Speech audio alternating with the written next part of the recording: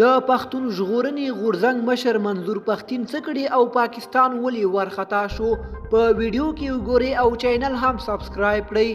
د پښتون ژغورنې غورځنګ په سلګونو پلویانو د پاکستان په تر ټولو لوی ښار کراچۍ کې پرلط پیل کړي چې د یاد غورځنګ په خبره دغه پرلط به تر هغه دوام لري ترڅو چې د یاد غورځنګ زنداني ملګری علي وزیر خوشي شوی نه وي.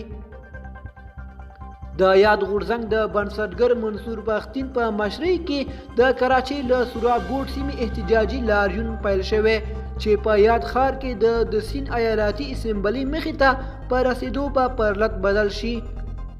منظور پښتين په کراچۍ کې د همدې احتجاجي لاریون او پرلط په هکله له BBC سره خبرو کې وویل دغه احتجاج به د علي وزیر تر خوشي کېدو پورې دوام لري.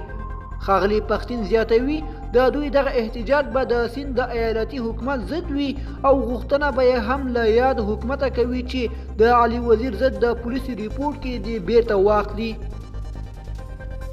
د نوموړي په خبر ایالتي حکومت دا واک لري او بیلګه په پنجاب کې د تحریک لبیک ډلې ضد د پولیسو ریپورت شته چې هغه بیرته واخیست. نو علي وزیر چې یوازې سولیز احتجاج کړي ځکه ریپورت دی هم بیرته واخلي.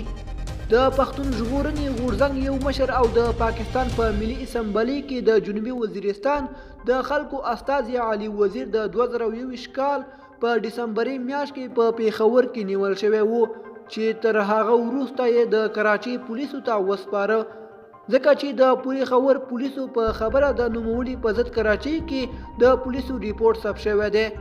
دوستانو زموږ د نن ورځې خبر تر همدې ځایه و. تر بیا ښه وخت.